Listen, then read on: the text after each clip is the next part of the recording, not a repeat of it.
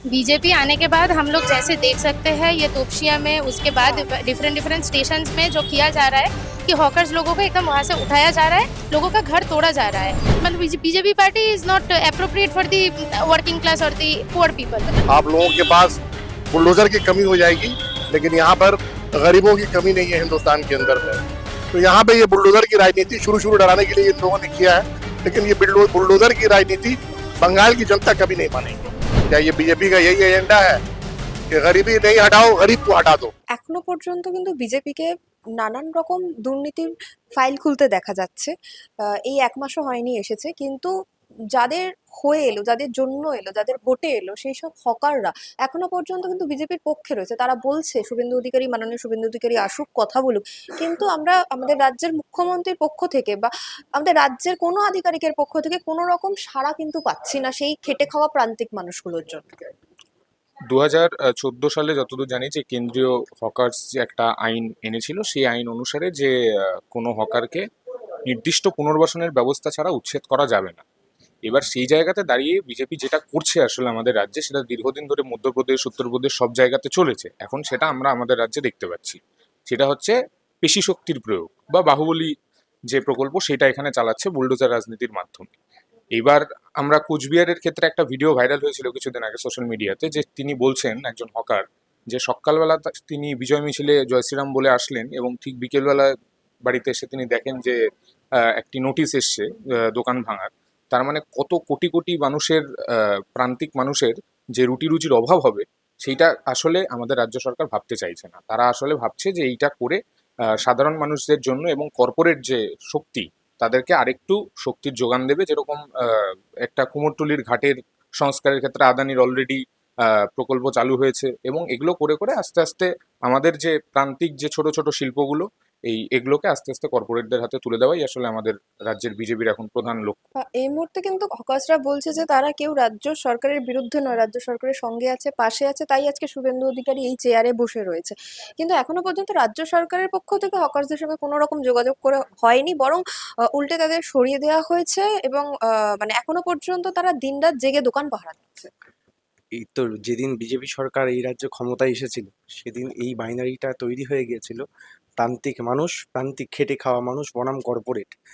BJP, RSS, BJP আসলে দেশের বড়লোক শ্রেণী, আম্বানি আদানি কর্পোরেটদের টাকায় চলা একটা দল।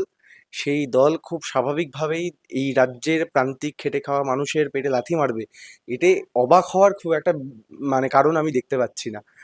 বিজেপি এই রাজ্যে ক্ষমতায় আসার পরের দিন থেকে প্রত্যেকটা জায়গায় জায়গায়, এই হাওড়া স্টেশন থেকে শুরু করে শিয়ালদা স্টেশন, বিভিন্ন স্টেশনগুলো, চত্বরগুলো, সেখান থেকে হকারদের তুলে দেওয়া, এই right two city, right two cleanliness ইত্যাদির শব্দ ব্যবহার করে ডেভেলপমেন্টের অছিলাই আসলে এই প্রান্তিক খেটে খাওয়া মানুষের যে রুটি রুজির অধিকার, সেই অধিকার প্রত্যেক দিন কেড়ে নিচ্ছে।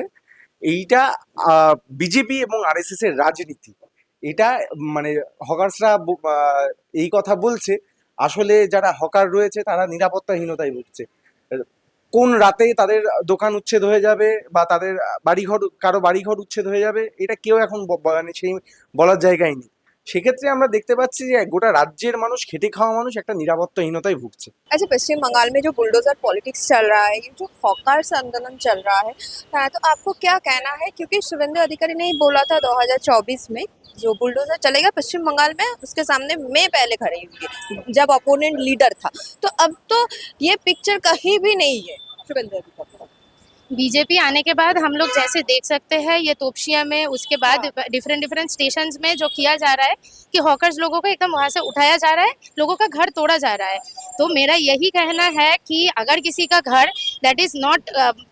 that is not like proven by government that or it is illegal, maybe that's illegal, but you तो पिछले गवर्नमेंट पर के लिए है ना। हाँ, पर इसके लिए पहले इन लोगों को नोटिस देना चाहिए। हाँ। इन लोगों का कहाँ ये लोग रहेंगे, ये पहले ये ठीक कर देना चाहिए, एंड उसके बाद ये लोग को यहाँ से उठाना चाहिए। पर ऐसे जैसे हम लोग देख रहे हैं कि पश्चिम बंगाल में एकदम बीजेपी आने के बाद बुलडोजर जा रहा है, लोगों का घर तोड़ रहा है, तो ऑब्वियसली ये लोगों का तो दिक्कत हो रहा है कि जो लोग उस घर में रहते हैं उनके पास सफिशिएंट पैसा नहीं है कि वो अचानक से कोई घर बना लेगा, सामान शिफ्ट करेगा, वो एक जगह से एक जगह चला जाएगा।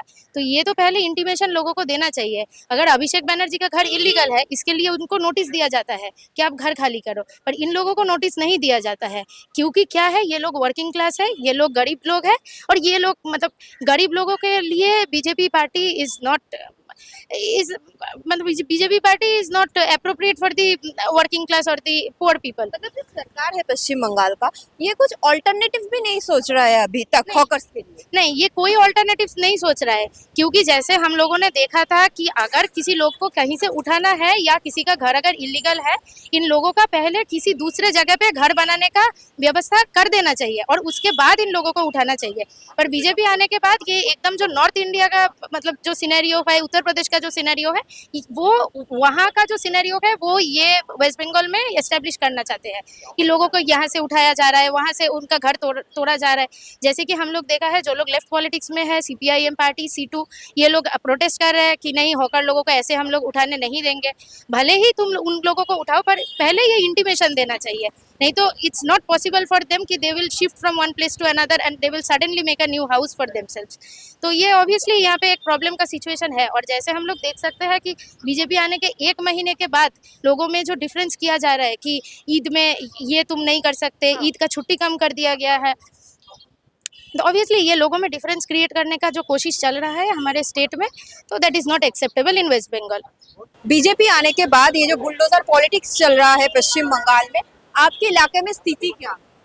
देखिए, पहला बात है कि ये यूपी और बिहार तो है नहीं कि यहाँ पर आप आकर के गरीब लोगों के ऊपर बुलडोजर चलाएंगे, और गरीब लोग जब जोड़ बांधेगा तब उस वक्त आप लोग कहाँ जाएंगे बुलडोजर लेकर के। आप लोगों के पास बुलडोजर की कमी हो जाएगी, लेकिन यहाँ पर गरीबों की कमी नहीं है हिंदुस्तान के अंदर में। तो यहाँ पे ये बुलडोजर की राजनीति शुरू डराने के लिए इन लोगों ने किया है, लेकिन ये बुलडोजर की राजनीति बंगाल की जनता कभी नहीं मानेगी। बंगाल की जनता जो है ये बुलडोजर की राजनीति को धिक्कार देती है।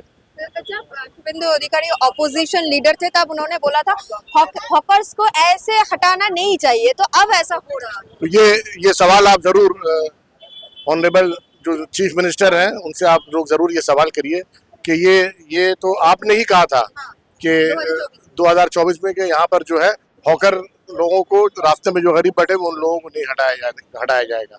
आज जब आपकी सरकार आई है तो आप ये काम क्यों कर रही है? सवाल उनसे जरूर करिएगा। क्या ये बीजेपी का यही एजेंडा है कि गरीबी नहीं हटाओ, गरीब को हटा दो? गरीबी मत हटाओ, गरीब को हटा दो। अगर ये बीजेपी का एजेंडा है तो आने वाले वक्त में इसका जवाब जो है भारत की जनता, बंगाल की जनता, बंगाल के गरीब, किसान, मजदूर, हॉकर जरूर देंगे इन लोगों को। আতঙ্কটা শেষ করতে হবে, মানুষের আতঙ্ক, মানুষ যেটা ভয়ে পড়ে আছে এটাকে শেষ করতে হবে। মানুষকে এটা বোঝাতে হবে কি না আইন মাধ্যমে সব কিছু হবে, এরকম বেআইনি কিছু হবে না। তাতে মানুষ একটু সাহস এসে যাবে। কারণ কি আছে, মানুষ ভয় পেয়ে যাচ্ছে, হঠাৎ কি হয়ে যাবে, হঠাৎ একটা বুলডোজার এসে যাবে, হঠাৎ একটা রাস্তা উচ্চট হবে, একটা মার্কেট উচ্চট হবে, এইসব নিয়ে মানুষের খুব ভয় এসে গেছে। মানুষের ভয়টাকে শেষ করতে হবে।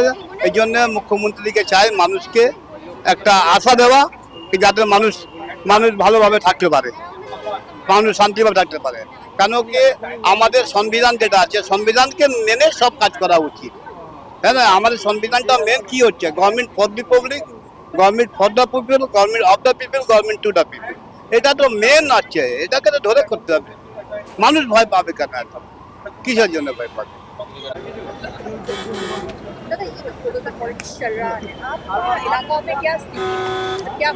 देखिए, ये डर का एक माहौल पैदा कर दिया। अब इलीगल अगर कोई किया है उसके लिए रास्ता है, कोर्ट है, ऑर्डर है, कॉर्पोरेशन है, उसको देखिए। लेकिन ये डर पैदा कर देना, लोगों के दिल में परेशानी पैदा कर देना, ये एक डर का माहौल पैदा कर देना। तो ये हुकूमत अगर ऐसा डर करेगा तो आदमी कहाँ से उसको प्यार करेगा? आप अगर आए हैं सत्ता में, पब्लिक आपको लेके आया है तो पब्लिक आप प्यार से आए हैं, पब्लिक का प्यार आए तो प्यार जीतने की कोशिश कीजिए। ये डर का नीति खत्म कीजिए, यही हम रिक्वेस्ट करेंगे हमारे जो अभी सीएम शुभेंदु अधिकारी को। ये डर का माहौल खत्म करे, लोगों के साथ जुड़े, लोगों को प्यार दें। एकदम डरे हुए हैं, डर का माहौल है। माने डरे हुए हैं कि बिना नोटिस, बिना कोई भी चीज़ आके आदमी को संग गाड़ी आ रहा है, तोड़ा, बिना मौका दिया जा रहा है, बिल्डिंग तोड़ा जा रहा है, रास्ता में फुटपाथ में कोई लगाया हुआ है, उसको कोई ऑल्टरनेट नहीं दे के भी तोड़ दिया जा रहा है। ये सब तो एक डर का माहौल पूरा पैदा करके रखे हैं। और हम एक मुद्दा जो पूछने मांगे सुनीता अधिकारी से, जो हमारे सीएम है, उनसे रिक्वेस्ट करेंगे कि कोई भी वो प्रकल्प बंद नहीं किए हैं जो पहले चल रहा था, लेकिन ये इमाम का और पुरोहित का भत्ता को क्यों बंद किया गया है, ये एक बहुत बड़ा क्वेश्चन है। जब सब जहाँ पर 1500 था वहाँ पर 3000 कर दिया। देखिए ये एक ऑनरी है, 1500 से ना कोई इमाम का कुछ होता है, आगे बढ़ के कुछ होता है, घर चल सकता है, या कोई पुरोहित का नहीं होता, बट एक रिस्पेक्टेड था कि गवर्नमेंट की तरफ से एक ऑनरी उनको कुछ मिलता है। इसको क्यों रोका गया है, यही मेरा सवाल है, और इसी का हमको जवाब चाहिए कि हमारे सीएम से कि इसको क्यों रोका गया है और इसके लिए क्या हम लोग सोच रहे हैं, क्या उनका आगे इसके बारे में प्लान है।